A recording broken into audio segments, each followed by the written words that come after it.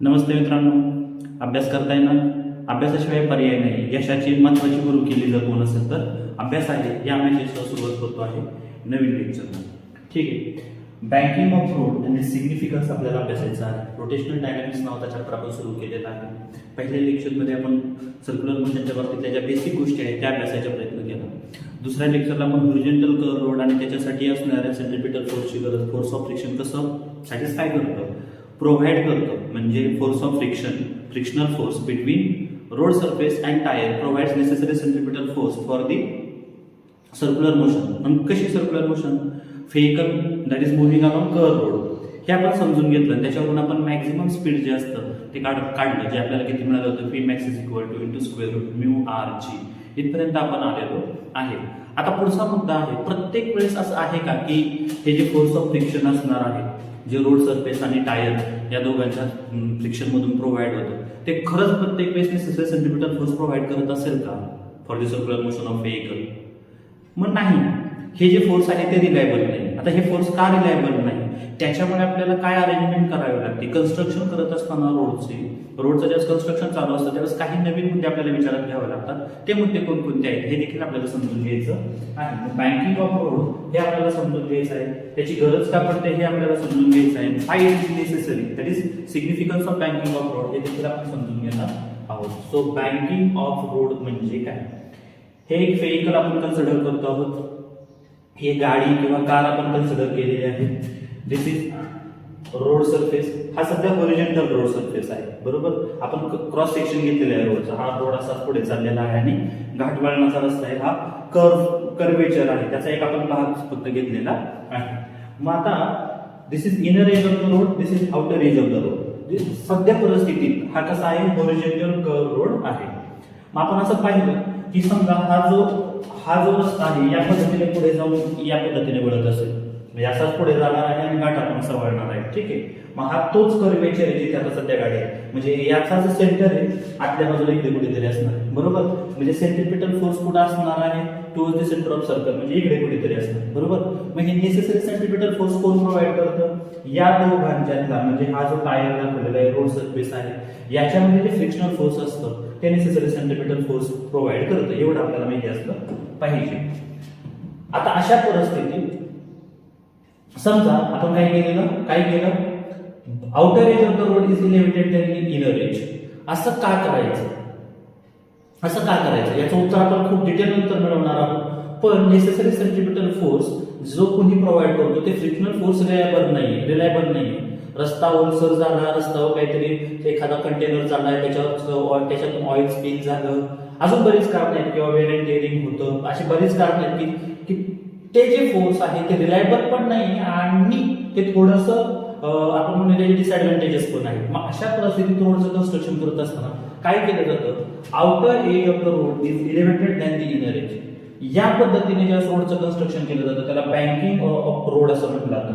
आणि इथे जो अँगल तयार होतो, this is incline plane of the road, that is road surface. पण ते हा जो रोड सरफेस आहे it is incline to the horizontal with some angle, and that angle is known as angle of banking. So पहिलं banking of road म्हणजे काय? पुस्तकी भाषेमध्ये the process of raising outer edge of the road over the inner edge through certain angle is known as banking of road. The angle made by the road surface with horizontal is called as angle of banking. हा जो road surface आहे त्याने horizontal बरोबर केलेला हा जो angle असतो त्याला आपण काय म्हणणार आहोत? अँगल ऑफ बँकिंग असं म्हणणार आहोत. So angle made by the surface of road with the horizontal is called as angle of banking. Now what is the significance of banking of road? Banking of road का necessary आहे? Why banking of road is necessary? That is significance of banking of roads आपण समजून घेणार आहोत. आपण हे समजून घेतलं ज्यावेळेस हॉरिझॉन्टल कर्व रोड होता लास्ट लेक्चरला, maximum velocity with which vehicle can safely driven along that horizontal curve road is given by v max is equal to into square root mu rg, where mu is the coefficient of friction, r is the radius of the curvature, j is acceleration due to gravity. या परिस्थितीमध्ये ज्यावेळेस horizontal curve road वरून vehicle हे केलं जात असेल, drive केलं जात असेल, त्या परिस्थितीमध्ये हे जे नेसेसरी सेंट्रिपिटल फोर्स आहे for the circular motion is provided by frictional force between road surface and tyre. पण खरंच हे जे फोर्स आहे ते रिलायबल आहे का? Friction depends on nature of the surface in contact. हे आपल्याला माहिती असलं पाहिजे. हे जे फ्रिक्शन आहे, फ्रिक्शनल फोर्स आहे, कशावर अवलंबून असतं? जे दोन सरफेस इन कॉन्टॅक्ट आहेत ते दोघं, त्या दोघांचं नेचर कसं आहे त्याच्यावरती अवलंबून आहे. दोघं खडबडीत आहेत, गुळगुळीत आहेत, याच्यावर देखील फोर्स ऑफ फ्रिक्शन अवलंबून असतो. So friction depends on the nature of surface in contact. If the frictional force is inadequate then car may speed of the road. आता ही जबाबदारी हे जे frictional force centripetal force provide करतं. जर समजा हे फ्रिक्शन कशावर अवलंबून आहे? नेचर ऑफ सरफेस, बरोबर. मग रोड सरफेस कसा आहे, टायर कसा आहे, आपल्याकडे पार टायर शेवट जिजेपर्यंत वापरतो फुटतो तो, बरोबर आहे ना. म्हणजे टायरवरचे जे रोड, टायरवरचे जे नक्षी असते ती पार उडून जाते. याचा अर्थ काय होतं? हळूहळू फ्रिक्शनल फोर्स थोडंसं कमी प्रोड्यूस होणार आहे, कारण थोडंसं घर्षण कमी होणार आहे, थोडंसं फ्रिक्शन कमी होणार आहे. फ्रिक्शन कमी होणार आहे त्यामुळे फ्रिक्शनल फोर्स कमी होणार आहे. Friction depends on the nature of surface in contact. त्यामुळे फ्रिक्शनल फोर्स चेंज होणार आहे as per the nature of surface in contact. आता इथे दोन सरफेस कॉन्टॅक्ट मध्ये आहेत. एक तर टायरचा सरफेस कसा आहे आणि रोड सरफेस कसा आहे. या दोघांचं नेचर जसं बदलत जाईल तसं फ्रिक्शनल फोर्स बदलत जाईल. कधी कधी अशी परिस्थिती निर्माण होऊ शकते. Necessary centripetal force is provided by frictional force but frictional force is not adequate and hence necessary centripetal force is not provided and so that circular motion is not possible. असं देखील होऊ शकतं. अशा परिस्थितीत व्हेकल काय होणार आहे? Speed of होऊ शकते. ठीक आहे. If the frictional force is inadequate then car may speed of the road. अजून दुसरा डिसएडव्हान्टेजेस काय आहे? नेसेसरी सेंट्रिपिटल फोर्स प्रोव्हाइड केलं जाऊ शकत नाही. ते जर तर बरेच मुद्दे आहेत. आणि ऍडिशनल डिसएडव्हान्टेज हा आहे friction causes wear and tear of the tyres. म्हणजे आपण जर असा विचार केला की बाबा रस्ता जास्तच रेडियस आहे, त्याची खूपच जास्त तीव्र वळण आहे, याचा अर्थ तिथे आपल्याला काय करावं लागेल? जास्त सेंट्रिपिटल फोर्स प्रोव्हाइड करावं लागेल. जास्त सेंट्रिपिटल फोर्स ज्यावेळेस आपल्याला प्रोव्हाइड करावं लागेल त्यास फोर्स ऑफ फ्रिक्शन जास्त असावं लागेल. याचा अर्थ फोर्स ऑफ फ्रिक्शन जास्त होण्यासाठी काय व्हायला पाहिजे? जास्त फ्रिक्शन व्हायला पाहिजे. लक्षात येते? म्हणजे जेणेकरून हे जास्त झीज होणार आहे. म्हणजे याचा डिसएडव्हान्टेजेस आहे. सेंट्रिपिटल फोर्स प्रोव्हाइड करण्याची जबाबदारी ज्याच्यावर दिलेली तो रिलायबल तर नाहीच आणि तो थोडासा त्याचे काही डिसएडव्हान्टेजेस देखील आहे. To avoid risk of skidding and reduce the wear and tear of the tire, the road surface is banked at an angle. आलं लक्षात? मगाशी सांगितलं तसं outer edge of the road is elevated than the inner edge of the road surface and this construction is known as banking of road. आता हा जो with certain angle तो inclined plane horizontal road surface is inclined with the horizontal, that certain angle is known as angle of banking. आता हे angle of banking का करायचं, म्हणजे banking of road का करायचं हे आपण समजून घेण्याचा प्रयत्न केलेला आहे. अजून that this is a road where angle of banking is theta. It means road surface is banked with horizontal with an angle theta. Let road be banked at an angle theta. हा जो road surface आहे त्याने होरिझोंटलशी केलेला angle किती आहे? Theta आहे. अशा परिस्थितीत if m be the mass of vehicle, या व्हेइकलचा मास किती आहे? m एवढा असेल. मग सेंटर ऑफ ग्रॅव्हिटी पासून त्याचं म्हणजे ही जी व्हेइकल आहे, ही जी गाडी आहे, it is acted upon by two forces. याच्यावर दोन फोर्स ऍक्ट होणार आहेत. Two forces act on this vehicle. One of them is its weight of vehicle vertically downward. दुसरा फोर्स असणार आहे normal reaction perpendicular to the road surface. So this car is acted upon by two forces. One of them is weight of car which is vertically downward and second force is normal reaction will be acting perpendicular to the road surface. Road surface ला कसं असणार आहे? perpendicular असणार. This normal reaction can be resolved into two more components. Normal reaction can be resolved into two more components. जसं की मी पाठीमागे 11वीच्या लेक्चरमध्ये lodge of motion मध्ये तुम्हाला मी हिंट दिलेली होती. एक ट्रिक म्हणून लक्षात ठेवा. थीटा ज्याला जोडलेला असेल ती जी ऍडजसंट साइड असेल तिथे कॉस्ट वापरायचा. म्हणजे n चे दोन कॉम्पोनंट होणार आहेत, n cos θ आणि n sin θ. इथे थीटा या लाईनला जोडलेला आहे, बरोबर. मग हा जो कॉम्पोनंट असणार आहे थीटा ज्याची ऍडजसंट साइड आहे तो असणार आहे cos θ वर. कोणाचे रिझोल्यूशन केलं आपण? नॉर्मल रिएक्शनचं, हेन्स n cos θ. दुसरा कॉम्पोनंट असणार आहे n sin θ as shown in the figure.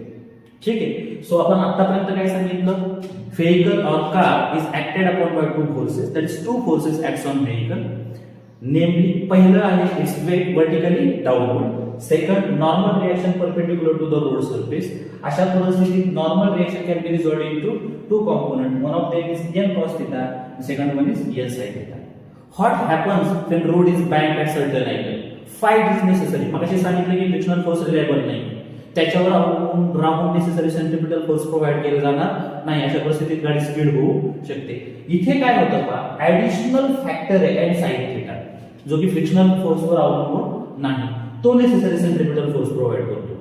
आता हा अँगल कशावर अवलंबून आहे, बँकिंग ऑफ रोडवर अवलंबून आहे. तुम्ही रोड सरफेस किती अँगलने होरिझॉन्टलशी बँक करता, by what angle road surface is banked with horizontal, it will determine value of n sin theta, and n sin theta हा काय करतो, नेसेसरी सेंट्रिपिटल फोर्स प्रोव्हाइड करतो. म्हणजे इथं फ्रिक्शनल फोर्सवर अवलंबून आहे का, हे फ्रिक्शनल फोर्सवर अवलंबून आहे का सेंट्रिपिटल फोर्स, नाही, ते कशावर अवलंबून आहे, n sin theta वर अवलंबून आहे.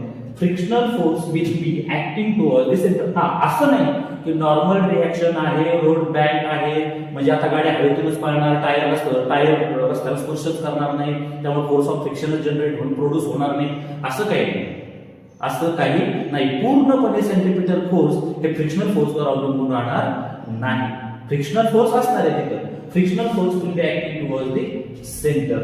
आता याच्यात आपल्याला दोन वेगवेगळ्या केसेस समजून घ्यायचे आहेत. त्यापैकी एक केस अशी असेल ज्यावेळेस आपण व्ही मॅक्स काढणार आहोत, मॅक्झिमम स्पीड व्हेकलचं किंवा कारचं काढणार आहोत अलॉंग दी बँक रोड, त्यावेळेस आपल्याला काय कन्सिडर करायला लागतं, स्पीड लिमिट कन्सिडर करायला लागतं, मिनिमम स्पीड आणि मॅक्झिमम स्पीड. ज्यावेळेस आपण मॅक्झिमम स्पीडचा विचार करत असतो त्यावेळेस फोर्स ऑफ फ्रिक्शन आपण पुढे दाखवतो, खालच्या दिशेने दाखवणार आहे. त्याचे दोन कॉम्पोनंट आपल्याला घ्यायचे आहेत. This force of friction can be resolved into two component. आता फोर्स ऑफ फ्रिक्शन आपण दोन कॉम्पोनंट मध्ये रिझॉल्व्ह करतो आहोत. वन ऑफ देम इथे पहा, थिटा इथे, बरोबर आहे, याला जोडलेला आहे. मग जिथे जोडलेला आहे तिथे कॉस कॉम्पोनंट. कोणता कॉम्पोनंट घ्यायचा, कॉस हा कॉम्पोनंट घ्यायचा. कोणाचा, कोणाला रिझॉल्व्ह करतो आपण, फोर्स ऑफ फ्रिक्शन. कशाने दाखवलेला आहे, स्मॉल एफ ने. म्हणजे small F has two components. एक असणार आहे एफ कॉस थिटा, दुसरा असणार आहे F sine theta. F cos theta काय कोणाबरोबर लिहायचं, हा जो रिझल्टंट आहे त्याने ज्याच्याशी अँगल केला ते ऍडजस्टंट साइड म्हणजे आपल्याला काय देणार आहे, एफ कॉस थिटा, आणि दुसरी साइड काय देणार आहे, एफ साइन थिटा. समजलेलं आहे. बँकिंग ऑफ रोडच्या दृष्टीने जर पाहायला गेलं तर फक्त लक्षात ठेवा, इथे फ्रिक्शनल फोर्सवर आपल्याला मॅक्झिमम स्पीड अवलंबून ठेवायचं नाही. ते कन्स्ट्रक्शन ऑफ द रोड वरती अवलंबून आहे. हे करत असताना अँगल किती केलेला आहे याच्यावरती ते अवलंबून आहे. तर इथे मी सांगितलं तुम्हाला फ्रिक्शनल फोर्स जे आहे त्याचे दोन कॉम्पोनंट आपण घेणार आहोत, एफ कॉस थिटा आणि F sine theta.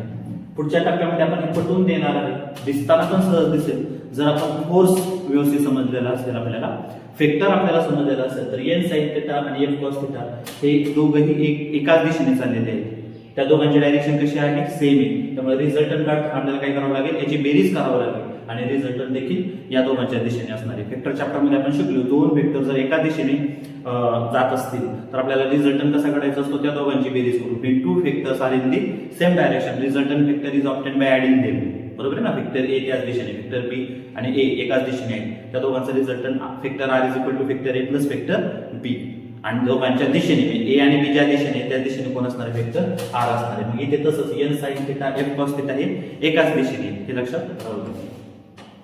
Without depending on friction, every car can be safely driven at certain optimum speed.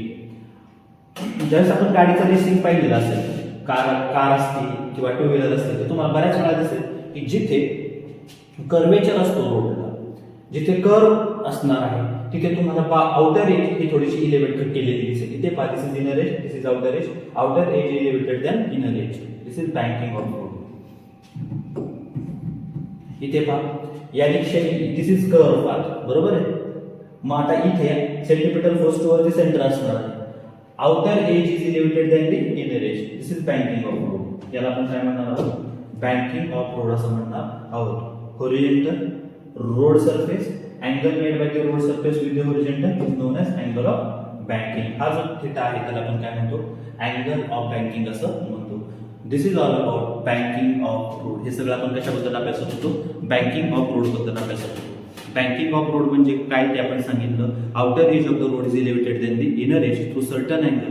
That certain angle कोणी तयार केलेला, road surface with the horizontal is known as angle of banking and the construction of road is known as banking of road. Why it is necessary. हे जे frictional force आहे ते काय करत असतो, when vehicle or car is moving along horizontal curve road, necessary centripetal force is provided by, कोण provide करतं हे necessary centripetal force of friction or frictional force between road surface and tire which is not reliable. का reliable नाही हे आपण पटवून दिलं. When road is banked, necessary centripetal force is provided by component of normal reaction. तो component कोण आहे, n sin theta आहे. हे देखील आपण समजून घेण्याचा प्रयत्न केलेला आहे. समजलेला आहे. This is all about what is banking of road and why it is necessary. पुढचे concept, speed of vehicle along bank curve road. ठीक आहे, खूप महत्वाचा मुद्दा आहे. तिथे आपण पाहणार आहोत speed of vehicle along bank curve road. परीक्षेच्या दृष्टीने खूप महत्वाचा प्रश्न आहे. म्हणजे तुम्ही जर बोर्डच्या परीक्षेच्या दृष्टीने पाहिलं तर इथे 2-3 एक्सप्रेशन आपण वेगवेगळे अभ्यासणार आहोत, ते आपल्याला उपयोगी पडणार आहे. त्याच्यानंतर आपल्याला JEE नीट किंवा CET वर इथे एखादा न्यूमेरिकल विचारला जाऊ शकतो. म्हणजे परीक्षेच्या पॉईंट ऑफ व्ह्यूने पाहता तर हा प्रश्न खूप जास्त महत्वाचा, हा जो टॉपिक आहे तो खूप जास्त महत्वाचा आहे. आता याच्यामध्ये बँक कर्व रोड ही कॉन्सेप्ट तुम्हाला क्लिअर झालेली असणार आहे. बँक कर्व रोड ही कॉन्सेप्ट तुम्हाला क्लिअर झालेली असणार आहे, बरोबर. की जिथे आपण काय कन्सिडर केलेलं आहे, इथे आपण असं कन्सिडर केलेलं आहे की आपल्याला इथे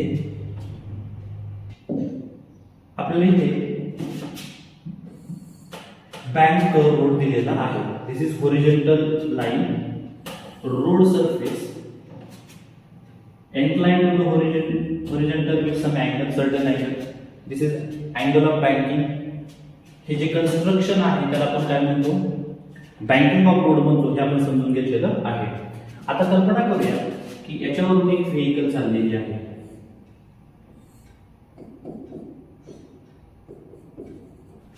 आता चूक करू नका, ही व्हेइकल हा रोड आहे, चढ उतार असं दाखवलेलं नाहीये. हा रोड असाच पुढे येतोय, बरोबर. तुम्हाला मग बँकिंग ऑफ रोड मी सांगितलेलं आहे, त्याचा हा सेक्शन दाखवलेला आहे आणि ही गाडी अशीच पुढे चाललेली आहे. ठीक आहे. आता पुढचा मुद्दा आपल्याला समजून घ्यायचा आहे. समजा कल्पना करूया ही जी व्हेइकल आहे किंवा कार आहे तिचं मास आपण m असं म्हणूया. सो मास ऑफ व्हेइकल कशाने दाखवणार आहोत आपण, स्मॉल m ने दाखवणार आहोत. ठीक आहे. r is the radius of curvature, radius of curvature. r आपण याची रेडियस मानणार आहोत आणि थीटा काय असणार आहे, अँगल ऑफ बँकिंग.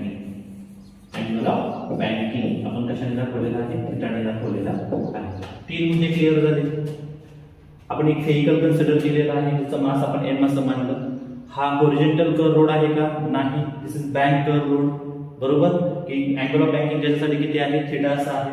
आणि हा जो रोड आहे याची रेडियस किती आपण घेणार आहोत, हा जो कर्वेचर घेणार आहोत आपण त्याची रेडियस आपण घेणार आहोत r. लक्षात आलं. महत्वाचा मुद्दा जो आहे तो खूप जास्त महत्वाचा असणारा मुद्दा असा आहे, इथे कोणकोणते फोर्स ऍक्ट होतात. Basically 2 main force act on this vehicle. पहिला फोर्स आहे it's weight mg vertically down. Its weight mg vertically down. Its weight म्हणजे कोणाचं, व्हेइकलचं वेट व्हर्टिकली डाऊन. आणि सेकंड फोर्स असणार आहे नॉर्मल रिएक्शन. सेकंड फोर्स असणार आहे नॉर्मल रिएक्शन. ठीक आहे. समजलं मी काय सांगतोय ते. This vehicle, this car is acted upon by 2 forces. First force is weight that is equal to mg vertically downward. दुसरा फोर्स आहे normal reaction perpendicular to road surface. Road सरफेसला ते कसं आहे, परपेंडिक्युलर आहे. काय शंका इथपर्यंत. आता आपण काय करणार आहोत, ही जी नॉर्मल रिएक्शन आहे ते रिझॉल्व्ह करणार आहोत 2 कॉम्पोनंट मध्ये. नॉर्मल रिएक्शन आहे ते आपण काय करणार आहोत, 2 कॉम्पोनंट मध्ये रिझॉल्व्ह करणार आहोत. पहा, पहिला component this is horizontal component, this is vertical component. काय शंका इथपर्यंत. हे नॉर्मल रिएक्शन जी आहे ते आपण रिझॉल्व्ह केली, 2 कॉम्पोनंट मध्ये रिझॉल्व्ह केली. पहिला कॉम्पोनंट आपण घेणार आहोत हा होरिझोंटल कॉम्पोनंट, त्याला आपण म्हणणार आहोत n sin थीटा. काय म्हणणार आहोत आपण त्याला, n sin थीटा. आणि हा जो दुसरा कॉम्पोनंट आहे त्याला आपण म्हणणार आहोत n cos थीटा. काय असणार आहे हा, n cos थीटा. समजलं. काय काय सांगितलं, car or vehicle is acted upon by basically two main forces. एक its weight mg vertically downward and दूसरं normal reaction is perpendicular to the road surface. This normal reaction can be resolved into two components. One of them is n cos theta and दूसरा is n sin theta. इथपर्यंत काय शंका आहे का? आता थोडं व्यवस्थित निरीक्षण केलं तर लगेच तुमच्या लक्षात येईल n cos theta is balanced किंवा weight of the vehicle is balanced by particle component. म्हणजे तुम्ही जर व्यवस्थित डायग्राम पाहिली तर तुमच्या लक्षात येईल n cos theta is equal to mg. n cos theta is equal to mg. n cos theta mg हे दोघे एकमेकांना थोडक्यात एकमेकांसाठी सारखेच आहेत, समान आहेत. आता इथे हा जो n sin theta आहे it provides necessary centripetal force. n sin theta provides necessary centripetal force. मग centripetal force काय होईल? mv square by r. हा फॉर्म्युला आपण पाठ केलेला आहे. व्हेकलचं मास किती आहे? m. व्हेकल ज्या रोडवरून चाललेली आहे बँकर रोडवरून, मग आपल्याला जे लिमिट काढायचं आहे, सेफ्टी स्पीड काढायचं आहे. सेफ्टी स्पीड समजा आपण किती मानलं? v मानलं. रेडियस किती आहे? r. m आहे, v आहे, r आहे. सेंट्रिपिटल फोर्स काय होणार? mv square by r. बरोबर. सो हा जो कॉम्पोनंट आहे n sin theta provides necessary centripetal force. So n sin theta is equal to mv square by r. This is equation number 2. समजलेलं आहे? थोडं व्यवस्थित लक्ष द्या. फ्रिक्शनल फोर्सचा कॉम्पोनंट किंवा फ्रिक्शनल फोर्स अजून तरी आपण विचारात घेतलेला नाही. ठीक आहे, नंतर आपण त्या मुद्द्यावर बोलणार आहोत. सध्या फक्त आपल्याला आतापर्यंत एक लक्षात आलेलं असेल, आपण एक व्हेकल कन्सिडर केले. Consider a vehicle of mass m moving along curve road bank at an angle theta. Let r be the radius of curvature आणि स्पीड ऑफ द व्हेकल आपण किती मानतोय? सध्या समजा v मानतोय. एवढं लक्षात राहू द्या. मग two forces acting on the vehicle are. एक आहे weight mg, weight of the vehicle mg vertically downward. Normal reaction perpendicular to the road surface. Normal reaction can be resolved into two components, n cos theta, n sin theta. n cos theta balances weight of the vehicle, n sin theta provides necessary centripetal force. Therefore, we can write n cos theta is equal to mg, n sin theta is equal to mv square by r. Now divide this equation 2 by equation 1. आपण काय करतो आहोत? Divide करणार आहोत. Divide equation 2 by equation 1. हे जे 2 नंबरचं equation आहे त्याला आपण 1 नंबरच्या इक्वेशनने भागूया. काय मिळेल पहा बरं आपल्याला. 2 नंबरचं equation n sin theta divided by n cos theta is equal to mv square by r आणि n cos theta ची व्हॅल्यू किती आहे? mg. सिंपल कॅल्क्युलेशन आहे, पूर्ण करून घ्या. mm कॅन्सल झाला, n कॅन्सल झाला. sin theta upon cos theta is equal to tan theta. So tan theta is equal to काय म्हणाला पहा? n sin theta divided by कोण आहे? n cos theta. n cancel झाला. sin theta upon cos theta is equal to tan theta. m आणि m cancel झाला. न्यूमरेटरला कोण शिल्लक राहिले? v square. खाली r आणि हा g. So tan theta is equal to v square by rg. tan theta is equal to v square by rg. ठीक आहे. एक्सप्रेशन कशासाठी चाललेलं आहे? Speed of vehicle. Speed of vehicle. Therefore v square is equal to rg tan theta. v square is equal to rg tan theta. v square rg इकडे घेतलं, rg tan theta. Taking square v is equal to root rg tan theta. Root rg tan theta. This is safety speed of the vehicle along bank curve road. Maximum speed, minimum speed असं म्हटलेलं नाही. This is safety speed. Safely vehicle can be driven with this speed along bank curve road. जर एखाद्या bank curve road वरून vehicle आपल्याला safely drive करायचं असेल तर सेफ्टी स्पीड किती आहे? Root rg tan theta. समजलेलं आहे? कॉमन सेन्स आहे. प्रत्येक व्हेकल या स्पीडने तर रोडवरून जाणार नाही. याच्यापेक्षा जास्त स्पीडने पण जाणार आहे, याच्यापेक्षा कमी स्पीडने पण जाणार आहे. मग कमी स्पीडने जाईल त्यावेळेस स्पीड लिमिट काय असलं पाहिजे? जास्त स्पीडने जाईल त्यावेळेस स्पीड लिमिट काय असलं पाहिजे? हे आपल्या पुढे चर्चेचे मुद्दे राहणार आहेत. दिस इज सेफ्टी स्पीड. हे काय आहे? Safety speed. सो हे थोडंसं योग्य लिहायचं झालं तर काय होईल अजून? Safety speed of vehicle along bank curve road. या पद्धतीने आपल्याला v is equal to rg tan theta मिळाला. This v does not depend on the mass of vehicle. Safety speed does not depend on the mass of vehicle. इथे m आहे ना, It depends on the radius of the curvature. It depends on the acceleration due to gravity, and it depends on the angle of banking, tangent of angle of banking. बरोबर. पण इथे m आहे का? नाही. So it means safety speed of the vehicle does not depend on the mass of vehicle. दोन चाकी सायकलवर चाललेला असतात आणि 20 चाकी कंटेनर जरी तिथून चाललेला असेल, दोघांच्या मासमध्ये कितीही फरक असला तरी सेफ्टी स्पीड दोघांच्यासाठी कसं असणार आहे बाळांनो? सेमच असणार आहे. इथपर्यंत काय शंका आहे का? पुढे जर आपल्याला प्रश्न विचारला what is angle of banking, पुढे आपल्याला काय प्रश्न विचारला what is angle of banking, आपल्याला आता एक्सप्रेशन काय मिळालं होतं? tan theta is equal to phi square by rg. tan theta is equal to phi square by rg. बरोबर. मग आपल्याला जर विचारलं अँगल ऑफ बँकिंग सांगा, so theta is equal to काय होणार? tan inverse of phi square by rg. So theta is equal to tan inverse of phi square by rg. लक्षात आलं? Again angle of banking depends on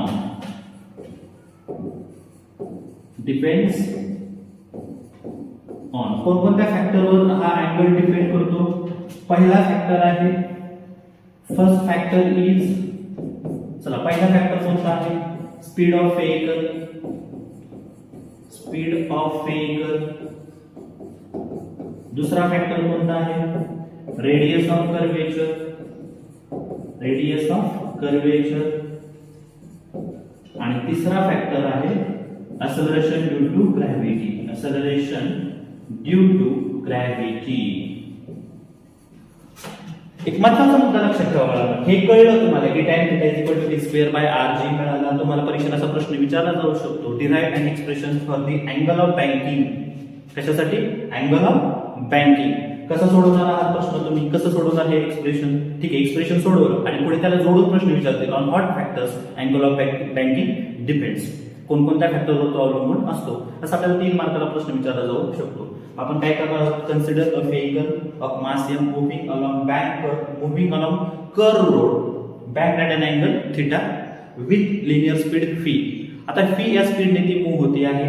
त्याच्यानंतर radius आहे की आपण नाही पण स्वतंत्रपणे सांगा. Let R be the radius of curvature. Mass of vehicle m ने सांगितले, थीटा कोण आहे? Angle of banking. कारण की बोर्ड एक्झामला थोडंसं हे आपण उल्लेख केलेला असावा लागणार आहे तुमच्या प्रश्नामध्ये. डायग्राम काढा, डायग्राम मध्ये एवढे सगळे फोर्सेस तुम्ही दाखवा. आपण एक्सप्रेशन कशासाठी सोडवतो? अँगल ऑफ बँकिंग साठी सोडवतो. किंवा तुम्हाला एक्सप्रेशन कशासाठी विचारलं जाऊ शकतं?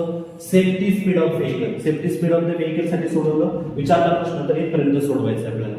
ठीक आहे. ही जर डायग्राम व्यवस्थित काढली तर आपल्याला काहीच अडचण येणार नाही. Vehicle car is acted upon by 2 forces. पहिला force it's weight mg vertically downward, normal reaction perpendicular to road surface. ही नॉर्मल रिएक्शन आपण 2 कॉम्पोनेंट मध्ये रिझॉल्व्ह करणार. Normal reaction can be resolved into 2 components. horizontal component n sin theta, vertical component n cos theta. Vertical component n cos theta balances weight of the vehicle, therefore n cos theta is equal to mg, which is equal to equation number 1. Horizontal component n cos sin theta provides basically centripetal force for the motion of circular motion of the vehicle. Okay, therefore n sin theta is equal to mv square by r. This is our equation number 2. Divide equation 2 by equation 1, we get tan theta is equal to p square by rg. आणि तिथून प्रश्न जर आपण कशासाठी सोडवत असणार आहे, angle of banking साठी सोडवत असणार आहे, तर आपण पुढे काय करायचं, theta is equal to tan inverse of p square by rg. प्रश्नामध्ये पुढे असं दिलं, on what factors angle of banking depends on. So कोणते factors angle of banking depends on? Speed of the vehicle, second radius of the curvature आणि acceleration due to gravity. समजा आपल्याला प्रश्न विचारला असेल सेफ्टी स्पीड साठी, तर आपण काय करणार, tan theta is equal to v square by rg. therefore v square is equal to rg tan theta. taking square root, v is equal to root rg tan theta. this is safety speed of vehicle along bank road. again safety speed also does not depend on the mass of the vehicle. safety speed सुद्धा मास वर अवलंबून नाही. समजलेलं आहे पर्यंत? मग प्रत्येक vehicle या स्पीडने प्रवास करत नसते, बरोबर. प्रत्येक ड्रायव्हर एवढा हे नसणार आहे की जे काही स्पीड लिमिट दिले त्या स्पीड लिमिटने गाडी चालते. म्हणजे प्रत्येक जणच हे नसतात, म्हणजे अति काय म्हणतात धोकादायक गाडी चालवत नाही. म्हणजे बाबा 30 किलोमीटर पर आवर असं स्पीड लिमिट दिले, मग प्रत्येक जण काय 80 स्पीडने गाडी चालवत नाही, बरोबर. आणि प्रत्येक जणच हळू चालवणारा पण नसतो. काही जण फास्ट चालवतील, काही जण हळू चालवतील. मग हे जे फी आहे सेफ्टी स्पीड, फी सेफ्टी ह्या स्पीडने प्रत्येक जण गाडी चालवणार आहे का? नाही. मग याच्यामध्ये दोन मुद्दे महत्त्वाचे कळाले. काही जण याच्यापेक्षा जास्त स्पीडने गाडी चालवतील, काही जण याच्यापेक्षा कमी स्पीडने गाडी चालवतील. जे जास्त स्पीडने गाडी चालवतील त्यांच्यासाठी आपल्याला काय काढावं लागणार आहे? फ्री मॅक्सिमम किती स्पीडने गाडी चालवू शकतात. आणि दुसरं आपल्याला काय काढावं लागणार आहे? फी मिनिमम देखील काढावं लागणार आहे. कमीत कमी किती स्पीडने ते गाडी चालवू शकतात. हे दोन मुद्दे आपल्याला काढायचे. म्हणजे आपल्याला आता विचार करायचा आहे स्पीड लिमिटचा. कशाचा विचार करणार आहोत आपण? स्पीड लिमिटचा विचार आपण करणार आहोत. स्पीड लिमिटचा विचार करत असताना आपल्याला फोर्स ऑफ फ्रिक्शन कन्सिडर करावं लागणार आहे. हा पण एक मुद्दा तुम्हाला व्यवस्थित लक्षात घ्यावा लागणार आहे. आपण परत एकदा व्यवस्थित समजून घेऊया. पहा, this is horizontal line, road surface, theta is the angle made by the road surface with the horizontal. मग आपण काय करूया? इथे एखादा व्हेकल कन्सिडर करूया. व्हेकल कन्सिडर केला आपण इथे moving along horizontal curve road. हा होरिझोंटल कर्व रोड आहे का? नाही. Back red angle theta. बाकी सगळ्या गोष्टी त्या लागूच करायच्या. तेच व्हेकल आहे ज्याचा मास एम आहे, रेडियस ऑफ कर्वेचर आर आहे, त्याच्यानंतर स्पीड जे आहे सध्या ते फी आहे. आपल्याला बी मॅक्स काढायचा आणि फी मिनिमम आपल्याला काढायचा नाही. ठीक आहे. आता पहा, इथे दोन फोर्स ऍक्ट होणार आहेत. मुख्य दोन फोर्स कोणते? सेंटर ऑफ ग्रॅव्हिटी पासून its weight mg vertically downward. Weight mg जे कसं असणार आहे? Vertically downward. नॉर्मल रिएक्शन देखील इथे ऍक्ट होणार आहे perpendicular to the road surface. This is normal reaction. हे तर मगाशी देखील आपण पाहिलेलं होतं. म्हणजे हे दोन फोर्सेस जे त्या कारवर ऍक्ट होत आहेत त्यापैकी weight mg vertically downward, n normal reaction जी परपेंडिक्युलर असणार आहे रोड सरफेस. समजलं? आपण हिला रिझॉल्व करूया दोन कॉम्पोनंट मध्ये. आपण n हा जो कॉम्पोनंट आहे रिझॉल्व केला दोन कॉम्पोनंट मध्ये. सर मगाशी पण आपण तेच केलेलं होतं. ठीक आहे, तेच होणार आहे इथे सुद्धा. हा जो कॉम्पोनंट आहे त्याला आपण n cos θ असं म्हटलेलं होतं. इथे जो अँगल होता तो थिटा होता आणि याला आपण n sin θ असं म्हटलेलं होतं. समजतंय? ज्या वेळेस आपण काय करणार आहोत? लोअर स्पीड लिमिट काढणार आहोत. Lower speed limit.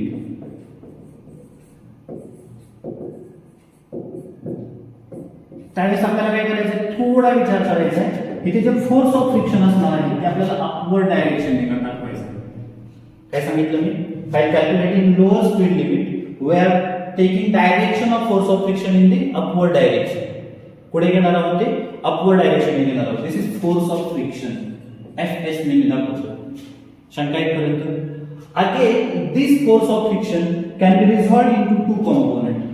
हा पहिला कॉम्पोनंट फोर्स ऑफ फ्रिक्शनचा पहिला कॉम्पोनंट. हा दुसरा कॉम्पोनंट. लक्षात येतोय? तर थोडं व्यवस्थित निरीक्षण केलं आणि जॉमेट्रीचं नॉलेज वापरलं तर अडचण येणार नाही. Horizontal line, this is F component of F S. बरोबर? मग आता येता नववीला किंवा आठवीला शिकलेलो दोन पॅरलल लाईन. हा अँगल थिटा आहे तर हा अँगल सुद्धा किती असणार आहे? थिटा असणार आहे. So this is theta. लक्षात आलं? मग मी तुम्हाला हिंट दिलेली आहे लॉज ऑफ मोशन मध्ये एक येत असताना. Adjacent side, angle adjacent side असेल तो काय असतो? कॉस थिटा कॉम्पोनंट असतो. मग फोर्स ऑफ फ्रिक्शन आपण दोन कॉम्पोनंट मध्ये रिझॉल्व करणार आहोत. मग फोर्स ऑफ फ्रिक्शन आपण रिझॉल्व केलं दोन कॉम्पोनंट मध्ये. This is F cos theta. This is F S cos theta. आणि त्याचा दुसरा कॉम्पोनंट असेल F S sine theta. F S sine theta. नुसतं एफ कॉस थिटा लिहिलं तरी चालेल, एफ साइन थिटा लिहिलं तरी चालेल. डायग्राम व्यवस्थित कळली का? काय सांगितलं मी? काय विचारलं मी? डायग्राम व्यवस्थित कळलेली आहे का? आपण लोअर स्पीड लिमिट काढतो आहोत व्हेकलचं. आपण हे होरिझोंटल लाईन काढली, road surface, inclined at angle theta, vehicle काढलं, two forces act on the vehicle. एक is weight mg vertically downward, normal reaction perpendicular to the road surface. Normal reaction resolve केली दोन कॉम्पोनंट मध्ये. एक component horizontal component n sin theta, vertical component n cos theta. बरोबर? इथे जे force of friction असतं ते कसं असतं? In the upward direction. बरोबर? मग आपण ते रिझॉल्व केले into two component. One of them is f cos theta, दुसरा आहे f sin theta. F S static friction साठी मी एस म्हणलेलो होतो, पण सारखं सारखं गोंधळ म्हणण्यापेक्षा आपण त्याला फक्त काय म्हणूया एफ कॉस थिटा आणि एफ साइन थिटा म्हणूया. ठीक आहे, एफ कॉस थिटा आणि याला आपण काय म्हणूया एफ साइन थिटा असं आपण म्हणूया. इथे आपण फोर्स ऑफ फ्रिक्शन रिझॉल्व केलेला आहे दोन कॉम्पोनंट मध्ये. एक कॉम्पोनंट व्हर्टिकल कॉम्पोनंट आपण एफ कॉस थिटा घेतला आणि व्हर्टिकल कॉम्पोनंट हॉरिझॉन्टल कॉम्पोनंट आपण एफ कॉस थिटा घेतला आणि व्हर्टिकल कॉम्पोनंट आपण एफ साइन थिटा घेतलेला आहे. इथपर्यंत कोणाची काही शंका आहे का? ठीक आहे, काही शंका असेल तर इथपर्यंत लेक्चर परत एकदा बघायचं आणि मग परत एकदा पुढे चालू करायचं. लगेच आहे तसं पुढे चालू ठेवू नका. आता आपल्याला ना इथे फोर्स चॅप्टर व्यवस्थित कळलेला पाहिजे, इक्विलिब्रियम ऑफ द फोर्स व्यवस्थित समजलेलं असलं पाहिजे, equilibrium of particle actually he concept व्यवस्थित कळलेली पाहिजे आणि वेक्टर चॅप्टर आपल्याला व्यवस्थित कळलेला पाहिजे, कारण की याचे ऍप्लिकेशन्स आता आपल्याला पाहिजे आहे. त्यातलं पहिलं ऍप्लिकेशन तुम्हाला मी स्वतंत्रपणे इकडे काढून दाखवतो, ज्याला आपण एक व्हिडिओ स्वतंत्र काढून दाखवतो. आता फक्त ही लाईन समजून घ्या. या लाईन जर आपण विचार केला तर कोणकोणते दोन फोर्स आहेत वर. एक पहिला फोर्स आहे एन कॉस थिटा. पहिलं फोर्स काय आहे एन कॉस थिटा. हे असं येलो कलरच्या लाईनने आपण दाखवलेलं आहे. This is N cos theta, N cos theta बरोबर. दुसरं फोर्स ऑफ फ्रिक्शनचा एक कॉम्पोनंट वरच्या दिशेने चाललेला आहे, ज्याला आपण काय म्हणलेलं आहे एफ साइन थिटा म्हणलेला आहे. काय म्हणलेलं आहे बरोबर, एफ साइन थिटा. दोन component N cos theta F sine theta. खालच्या बाजूला डाऊनवर्ड डायरेक्शनने कोण आहे इकडे, तो आहे mg. कोण आहे mg. म्हणजे इथे weight of the vehicle is balance by resultant of this two. म्हणजे आपण असं म्हणू शकतो, थोडं व्यवस्थित लक्ष दिलं तर तुमच्या लक्षात येणार आहे mg is equal to n cos theta plus f sin theta. समजलं? mg is equal to n cos theta plus f sin theta. n cos theta f sin theta दोघंही एकाच दिशेने, म्हणून मी सांगितलं की वेक्टर चॅप्टर व्यवस्थित कळलेला पाहिजे. नुसते वेक्टरचे डेफिनेशन आले म्हणजे वेक्टर चॅप्टर आपल्याला कळला असं त्याचा अर्थ होत नाही. हे दोन्ही वेक्टर एकाच दिशेने चाललेले आहेत, म्हणजे त्यांचा रिझल्टंट आपल्याला कसा मिळेल बाय ऍडिंग देम, आणि रिझल्टंट वेक्टर जो असेल त्या दोघांच्याच दिशेने असणार आहे. मग रिझल्टंट वेक्टर या दोघांचा n cos theta plus f sin theta. खाली कोण आहे वेट mg, ते दोघे एकमेकांना बॅलन्स करतात. Therefore mg is equal to n cos theta plus f sin theta. मी समजायला इक्वेशन नंबर 1 म्हणून. ठीक आहे, हा पहिला नंबर. आता दुसरा, हा जो तुमचा n sin थीटा आहे, हा जो कॉम्पोनंट आहे तो कोण आहे n sin थीटा आहे. ठीक आहे, इथे थोडंसं सेंटर ऑफ ग्रॅव्हिटी पासून समजण्यासाठी खाली काढतो. म्हणजे आता हा असेल तुमचा n sin थीटा, हा कोण असणार आहे n sin थीटा. ठीक आहे, त्याला विरुद्ध दिशेने कोण असणार आहे फ्रिक्शनल फोर्सचा एक कॉम्पोनंट जो आहे f cos थीटा. जो काय आहे f cos थीटा. या दोघांचा रिझल्टंट ऑफकोर्स कुठे असणार आहे, toward the centre of circle. मगाशीच मी हे सांगितलं या पद्धतीने रोड पुढे चाललेला आहे बरोबर, म्हणजे कर्वेचर असा पुढे सरकत चाललाय. म्हणजे साधी गोष्ट आहे, रेडियस या दिशेने असणार आहे बाळांनो, त्याची रेडियस इकडे असणार आहे. लक्षात येते? मग centripetal force is always directed along the radius and towards the centre. Centre या बाजूला आहे, म्हणजे याचा रिझल्टंट, या दोघांचा रिझल्टंट कुठे असणार आहे टुवर्ड्स द सेंटर. सेंटर या दिशेने, मग हा असणार आहे तुमचा रिझल्टंट फोर्स. रिझल्टंट फोर्स या दिशेने, म्हणजे या दोघांच्या पैकी कोण मोठा असणार आहे n sin theta f cos theta पैकी n sin थीटा मोठा असणार आहे. जो काय करणार आहे ह्या दोघांचा रिझल्टंट वेक्टर म्हणजे कोण, मोठा वेक्टर n sin थीटा, छोटा vector f cos theta. Resultant काढायचे आपल्याला वेक्टर चॅप्टर. मोठ्या वेक्टर मधून छोटा वेक्टर वजा करा. मोठा वेक्टर कोण n sin थीटा, छोटा वेक्टर कोण f cos थीटा. मग उत्तर काय येणार n cos theta minus n sin theta minus f cos theta. या दोघांचा resultant provides necessary centripetal force. ह्या दोघांचा जो रिझल्टंट आहे तो काय करतो, ही जी व्हेइकल आहे तिला रिक्वायर्ड त्याची सर्क्युलर मोशनसाठी आवश्यक असणारा सेंट्रिपिटल फोर्स प्रोव्हाइड करतो. मग ह्या दोघांचा रिझल्टंट काय आला, या दोघांचा रिझल्टंट आला n sin theta minus f cos theta is equal to mp square by r. But this r is not safety speed. आपण काय करूया, लोअर स्पीड लिमिट VL ने दाखवूया. कशाने दाखवलं, VL. So n sin theta minus f cos theta is equal to mvl square by r. This is our equation number 2. हे आपलं equation number 2 आहे. लक्षात येते. आता अजून एक मुद्दा लक्षात राहू द्या. मगाशी मी सांगितलं तसं phi is equal to RG tan θ आपल्याला मिळालं square root of RG tan θ. बरोबर. प्रत्येक व्हेइकल या स्पीडने जाऊ शकत नाही. मग VL is less than fee. Lower speed limit म्हणजे त्या फी पेक्षा T1 कसं असणार आहे, कमी असणार आहे. It means V1 is less than root RG tan θ. Lower speed लिमिटला काय होणार आहे, V1 म्हणण्यापेक्षा VL म्हणतो पुस्तकामध्ये V1 म्हणले. आपल्याला समजण्यासाठी मी हे फी लोअर स्पीड लिमिट म्हणून L असा वापरतो. काय कळलं आतापर्यंत? एक लक्षात आलं, एक सेफ्टी स्पीड लिमिट असतं. This is safety speed limit is equal to root RG tan θ. बरोबर. प्रत्येक व्हेइकल या स्पीडने चालतं का, एवढे या स्पीडने ड्राईव्ह केलं जाईल का, नाही. याच्यापेक्षा जास्त असू शकतं, याच्यापेक्षा कमी असू शकतं. कमी असेल तर कमीत कमी किती, मग ते लोअर स्पीड असेल ते मूळ स्पीडपेक्षा सेफ्टी स्पीडपेक्षा कसं असणार वेळा कमी असणार आहे. So VL is less than VS. लक्षात येते. मग VL is less than VS, value of VS is root RG tan θ. समजलेलं आहे. काय शंका इथपर्यंत? या परिस्थितीमध्ये n sin θ जो की नेसेसरी सेंट्रिपिटल फोर्स प्रोव्हाइड करतो, it is greater than mv square by r, mvl square by r असं म्हणून. म्हणजे नेसेसरी सेंट्रिपिटल फोर्स जे काय प्रोव्हाइड करायचं त्याच्यापेक्षा n sin θ हा कॉम्पोनंट जास्त असतो. तो सेंट्रिपिटल फोर्स सफिशियंट पुरवू शकतो. म्हणजे mvl square is less than n sin θ. समजलेलं आहे. त्या दोन गोष्टी लक्षात राहू द्या. हे तर सिंपल आहे. लोअर स्पीड लिमिट काढतो आहोत म्हणजे सेफ्टी स्पीड पेक्षा रूट RG tan θ पेक्षा स्पीड कसं असणार आहे, कमी असणार आहे. बरोबर.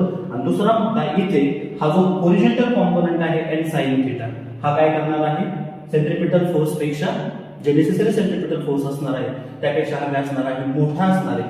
म्हणून n sin θ minus f cos θ is equal to काय होतं, mv स्क्वेअर बाय r आपल्याला मिळणार आहे. बाजूला ठेवूया. आता पुढे बघू. मगाच्यासारखं इक्वेशन 2 ला आपण इक्वेशन 1 ने डिवाइड करूया. Divide equation 2 by equation 1. Divide equation 2 by equation 1. Equation 2 ला आपण इक्वेशन 1 ने डिवाइड केलं. काय होईल पहा, mv square by r divide by mg. mv square by r आणि हे mg. इक्वेशन 2 ला 1 ने भागलं. इक्वेशन 2 चा हा तुमचा mvl स्क्वेअर बाय r आणि याचा mg. आता इक्वेशन 2 मधली ही बाजू कोण आहे, n sin θ minus f cos θ divided by n cos θ plus f sin θ. ठीक आहे. दोघांचा भागाकार केला. पुढे we know that f is equal to mu n. f is equal to काय असणार आहे, mu n. f मॅक्सिमम थोडक्यात बरं का इथे, आणि हा काय असणार आहे, mu max असणार आहे. मग f ची व्हॅल्यू आपण इथे किती टाकणार आहोत, mu n एवढी व्हॅल्यू टाकणार आहोत. काय mm कॅन्सल होईल. शिल्लक काय राहील, pl square divided by rg is equal to f च्या जागेवर हे मी mu n ही व्हॅल्यू टाकली. f च्या जागेवर कोणती व्हॅल्यू टाकलेली आहे, mu n. So n sin θ minus mu n cos θ divided by n cos θ plus mu n sin θ. ठीक आहे. वर मी n कॉमन काढला, खाली मी n कॉमन काढला.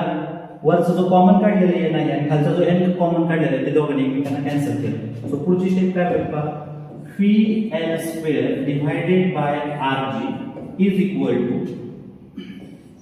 sin θ minus mu cos θ divided by n common निघून गेलेलं आहे, शिल्लक राहिले इथे cos θ प्लस n कॉमन निघून गेलेलं आहे, काय शिल्लक राहिलं, mu sin θ.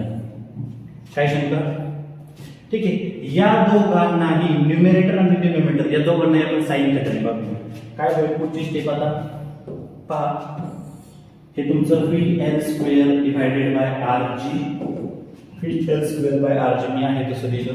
sin θ ला sin θ ने डिवाइड केलं ते न्यूमरेटरला आपण sin θ ने बघणार. थोडक्यात या असं होईल बघा, sin θ by sin θ minus mu cos theta by sine theta divided by खाली पहा कॉस थिटा याला देखील आपण डिनोमिनेटर सुद्धा साइन थिटाने भागलेले संपूर्ण न्यूमरेटर आणि डिनोमिनेटरला आपण कशाने भागलेले साइन थिटाने मग ह्याला पण साइन थिटाने भागलं जाईल cos theta by sine theta plus mu sine theta divided bye sine theta समजते साइन थिटा कॅन्सल झालं cos theta by sine theta इथे काय मिळालं आपल्याला कशाने भागावं लागेल आपल्याला कॉस थिटाने भागायचं ऍक्च्युअली कॉट थिटा येऊन चालणार नाही म्हणजे साइन थिटाने भागण्याऐवजी कशाने भागूया आपण कॉस थिटाने भागूया सॉरी सो काय होणार का sign theta divided by cos theta minus mu cos theta divided by cos theta खाली पहा cos theta divided by cos theta plus mu sine theta divided by cos theta लक्षात आलं sign theta by cos theta काय होईल tan theta so pl square by rg he side sign theta by cos theta काय आलं tan theta आलं मध्ये minus sine ठीक आहे cos theta by cos theta cancel झालं शिल्लक कोण राहिलं mu divided by cos theta by cos theta किती शिल्लक राहिलं 1 पुढे प्लस पुढे sine theta by cos theta is equal to tan theta so mu tan theta this is mu tan theta आपल्याला मिळालं pl square by rg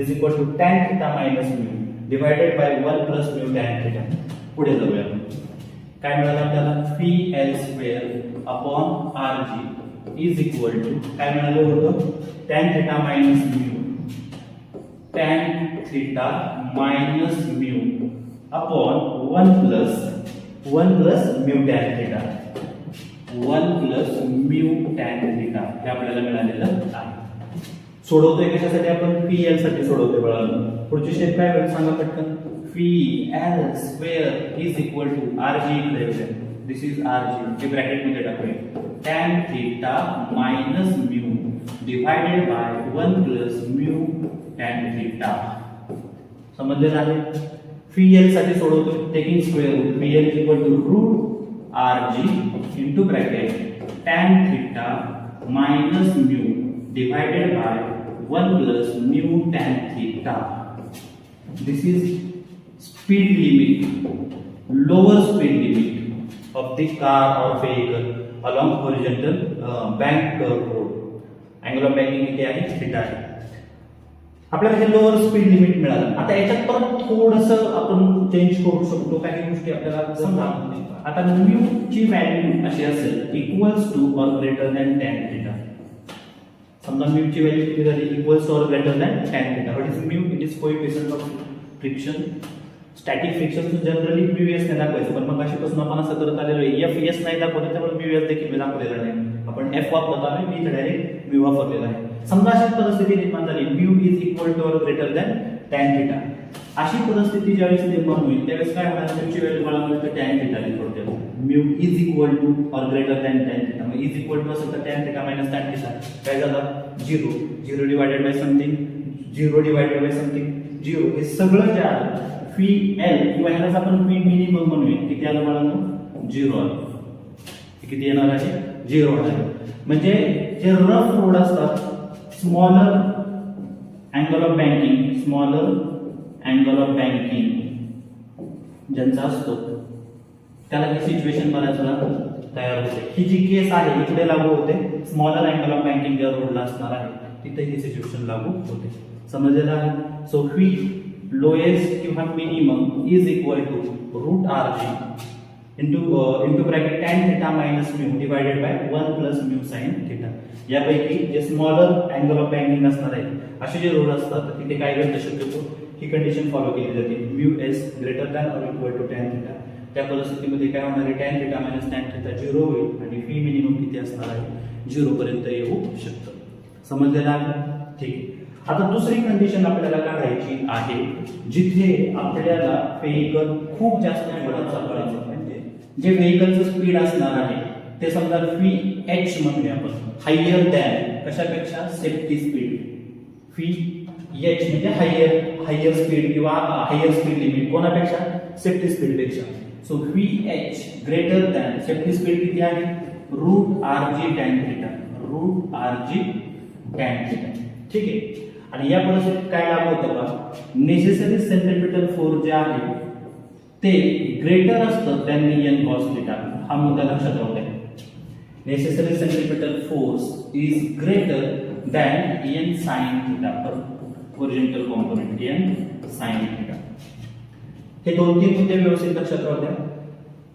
higher speed limit जे असणार आहे, मगाशी मी हे सांगितलं की सेफ्टी स्पीडनेच प्रत्येक व्हेकल ड्राईव्ह केलं जाणार नाही, त्यापेक्षा कमी असेल जर आपण लोअर स्पीड लिमिट म्हणलं, त्यापेक्षा जास्त स्पीडने सुद्धा गाडी चालवली जाऊ शकते. म्हणून मी तो एज ने दाखवलेला आहे. पुस्तकामध्ये याला फी 2 असं म्हटलेलं आहे आणि फी याला फी 1 म्हटलेलं आहे. हे देखील मी तुम्हाला मगाशी सांगितलं महाराष्ट्र बोर्डच्या पुस्तकामध्ये. ठीक आहे, तुमचं कन्फ्युजन व्हायला नको. मी काय करतो, फी 2 असं घेतो, ग्रेटर दॅन फी सेफ्टी. बरोबर. मग phi 2 is greater than root R G tan theta. Root R G tan theta. समजलं.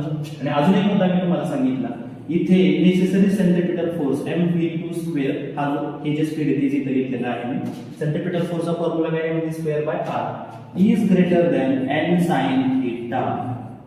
समजलं. हे तुम्हाला उपयोगी पडणार आहे. आता काय करूया, याच्यासाठी आपल्याला काय लागणार आहे, डायग्राम काढून घ्यायची आहे. परत एकदा होरिझॉन्टल रोड सरफेस आपण घेतला. So this is horizontal surface. तो बँक केला त्यामुळे रोड सरफेस आता वर गेलेला आहे. कन्स्ट्रक्शन करत असताना होरिझॉन्टलच्या रोड सरफेसने काही ट्रायंगल करतो. So this is road surface which makes an angle theta with horizontal. So this is angle of banking. Vehicle आपण दाखवलेला आहे. ज्याचं मास किती आहे, m एवढं मास आहे. m is the mass of vehicle. परत एकदा ते मुद्दे मी मांडत बसत नाही. m is the mass of vehicle, r is the radius of curvature आणि फी जे आहे ते आपण इथे किती घेणार आहे, fee 2 which is greater than safety speed.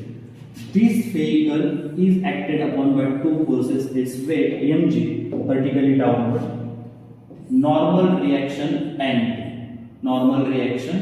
n, बरोबर, which is perpendicular to the road surface. ठीक आहे.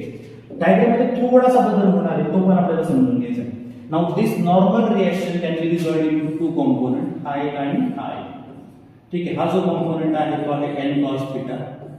हा जो कॉम्पोनंट आहे तो आहे n sin theta. आणि मगाशी मी उल्लेख केला तसं नेसेसरी सेंट्रिपिटल फोर्स जे mv2 by r असणार आहे, it is greater than n sin theta या कंडिशन मध्ये. हे लक्षात राहू द्या. ठीक आहे. या ठिकाणी अजून एक फोर्स आपल्याला दाखवायचं बाकी आहे. 2 फोर्स आपण व्हेइकलवर ऍक्ट होणारे दाखवले. एक होतं त्याचं वेट mg व्हर्टिकली डाऊनवर्ड, दुसरं काय दाखवलं, normal reaction perpendicular to the road surface. आणि हा नॉर्मल रिएक्शन आपण रिसॉल्व्ह केलं 2 कॉम्पोनंट मध्ये. पहिला कॉम्पोनंट आहे n sin theta आणि दुसरा कॉम्पोनंट आहे n cos theta. समजलं. फ्रिक्शनल फोर्स जे असताना ज्यावेळेस आपण मॅक्झिमम स्पीड साठी चालले आहोत, v2 is greater than safety speed, त्यावेळेस लक्षात ठेवायचं फोर्स ऑफ फ्रिक्शन हा जो कॉम्पोनंट असतो तो आपल्याला खालच्या दिशेने दाखवायचा आहे. कारण एकटा n sin theta necessary centripetal force provide करू शकत नाही. मग त्या परिस्थितीत ऍडिशनल जे रिक्वायर्ड सेंट्रिपिटल फोर्स आहे ते प्रोव्हाइड करत असताना कोण मदत करतं, फोर्स ऑफ फ्रिक्शन मदत करतं. पुस्तकामध्ये ते Fs ने डिनोट केले, मी फक्त ते F ने दाखवतो. So this is force of friction between of course road surface आणि टायर. लक्षात आलं, समजतंय. मगाशी आपण डायरेक्शन वर दाखवलेली होती. इथे फोर्स ऑफ फ्रिक्शनची डायरेक्शन आपल्याला फ्रिक्शनल फोर्सची डायरेक्शन कुठे दाखवायची, इन द डाऊनवर्ड डायरेक्शन ने दाखवायची. डायग्राम मध्ये डाऊनवर्ड दाखवली म्हणून आपण दाखवली. थोडा विचार करा का दाखवलेली आहे. mv2 by r centripetal force is greater than n sin theta. फक्त n sin theta काय करू शकत नाही, नेसेसरी सेंट्रिपिटल फोर्स प्रोव्हाइड करू शकत नाही. इथे कोण मदतीला येतं, फोर्स ऑफ फ्रिक्शन देखील मदतीला येतं. त्याचा कोणता कॉम्पोनंट मदतीला येतो ते पण आपण पाहणार आहोत. इथपर्यंत शंका आहे का कोणाची? नाही. Now force of friction is resolved into 2 component, 2 component. एक कॉम्पोनंट हा, दुसरा कॉम्पोनंट हा. ठीक आहे.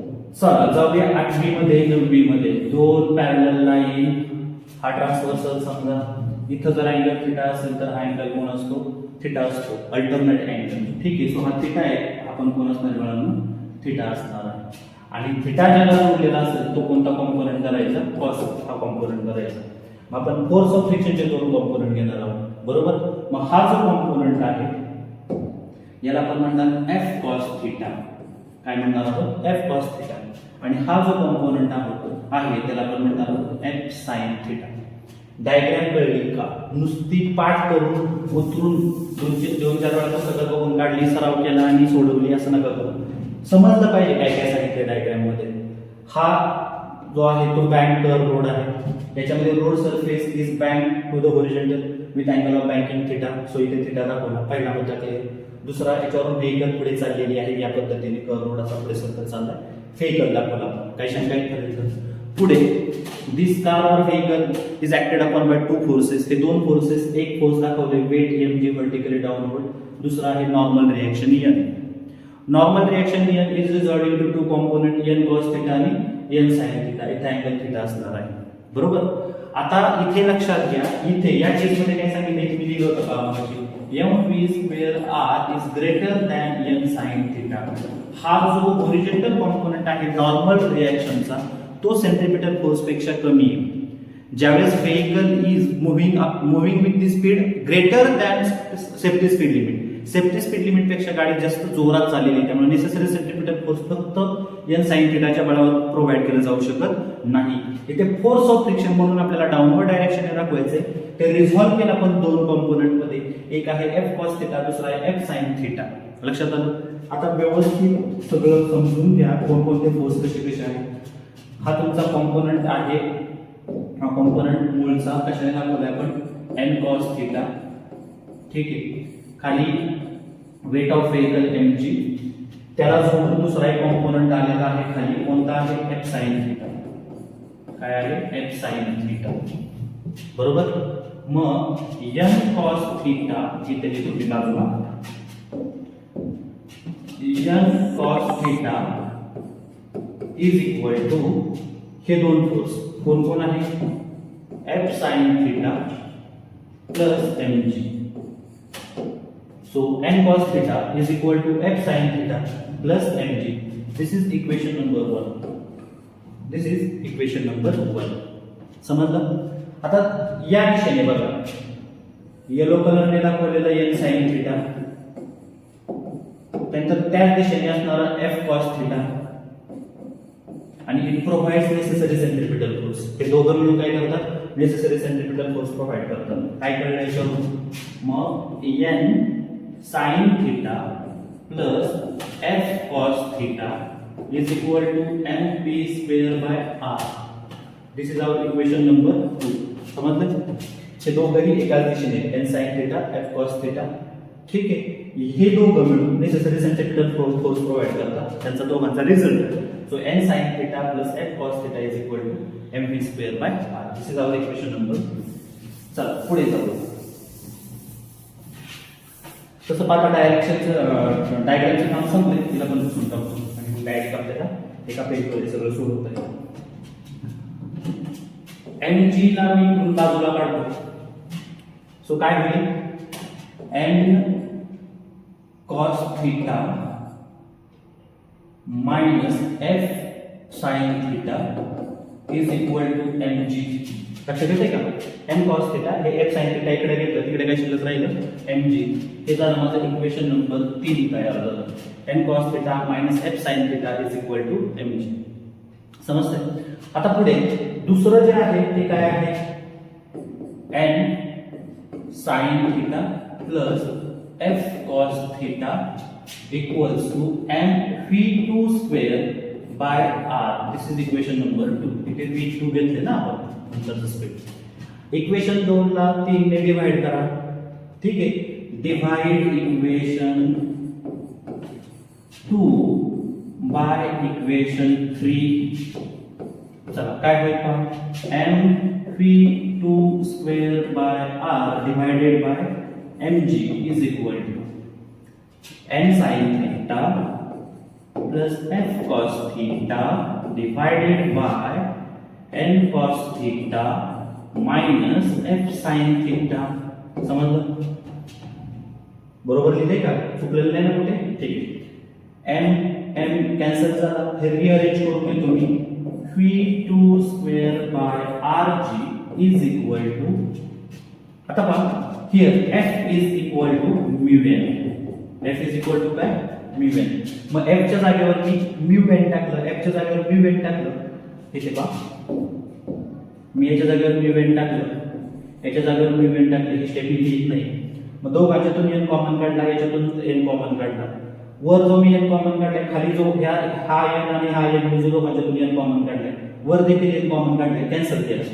काय शिल्लक राहिलं पहा मग आपल्याकडे, इज इक्वल टू इथे शिल्लक राहिलं साइन थिटा मध्ये प्लस वर शिल्लक राहिलं एन कॉमन गेलं, म्यू शिल्लक राहिलं, so mu cos theta. So numerator काय शिल्लक राहिलं पहा आपल्याकडे, sine theta plus mu cos theta divided by N common केलेलं आहे, खाली शिल्लक राहिलं कॉस थिटा मायनस चिन्ह ऍक्च्युअली मायनस म्यू एन पैकी एन कॉमन केलेलं आहे, शिल्लक राहील mu sine theta, mu sine theta. समजलंय? आपल्याला आठवत असेल मग आपल्याला कशाने डिवाइड केलं होतं, कॉस थिटाने डिवाइड केलं होतं, आठवते ना? सो काय होईल, phi square phi two square by R G is equal to sine theta divided by cos theta. संपूर्ण न्यूमरेटरला मी कॉस थिटाने डिवाइड करतोय, डिनोमिनेटरला मी कॉस थिटाने डिवाइड करतोय. मग sine theta divided by cos theta, sine theta divided by cos theta काय आलं, tan theta आलं वळांवर मध्ये प्लस परत mu cos theta divided by cos theta, cos theta cancel झालं, शिल्लक राहिलं म्यू डिवाइडेड बाय परत cos theta divided by cos theta 1 minus mu sine theta divided by cos theta, sine theta by cos theta tan theta, mu tan theta. समजलं? Therefore phi two square is equal to हे R G हे division म्हणजे डिनोमिनेटरला इकडे आल्यानंतर असं लिहू आपण, पुढे शिल्लक राहिलं tan theta plus mu divided by 1 minus mu tan theta, 1 minus mu tan theta. समजतंय? पुढे जाऊया. Therefore phi two square is equal to, आता आपल्याला फी काढायचं आहे, काय काढायचं कळलं, फी टू समजा काय होणार, root R G mu plus tan theta, बेरीज आहे क्रम बदलू शकतो मी, म्यू आधी घेतलं टॅन थिटा नंतर ठेवलं 1 मायनस म्यू टॅन थिटा.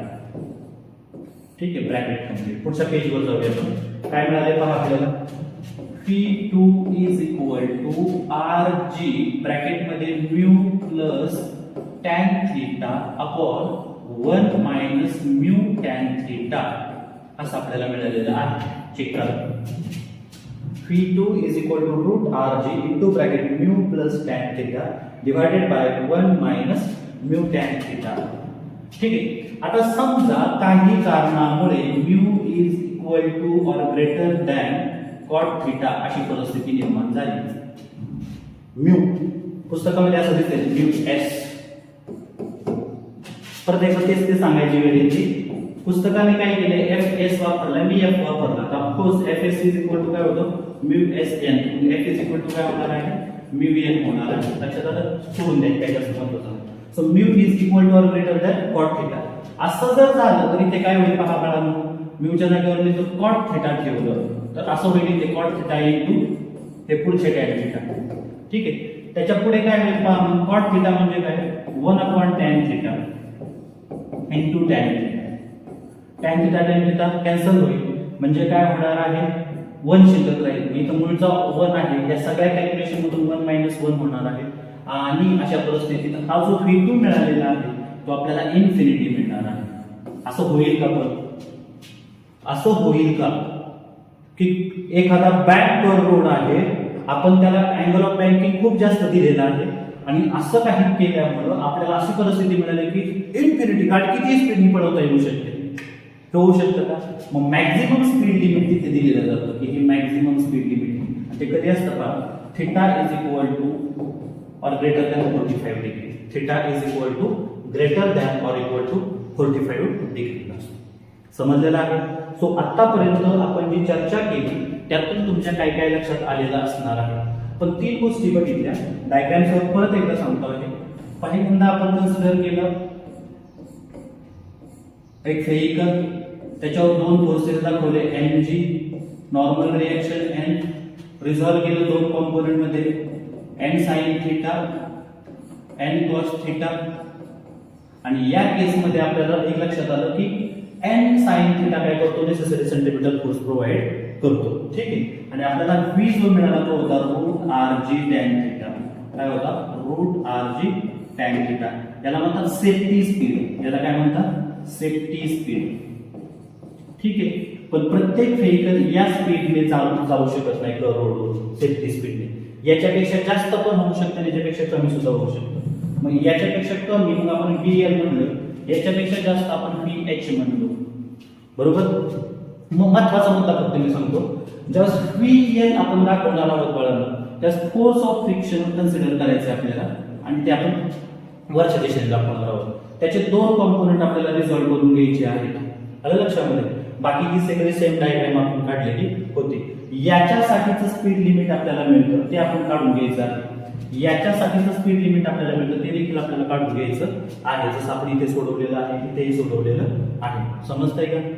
याच्या बाबतीतली डायग्राम व्यवस्थित, याच्या बाबतीतली फोर्सेसची डायग्राम व्यवस्थित तुम्हाला समजलेली पाहिजे, याच्याही बाबतीतली समजलेली पाहिजे. परत एकदा थोडीशी रिव्हिजन करून याची फोर्सची डायरेक्शन तुम्हाला काढून दाखवतो. ठीक आहे. ठीक आहे. हा रोड सरफेस हॉरिझॉन्टल, त्याच्याबरोबर केलेला अँगल फेइकल दाखवला आपण. ठीक आहे.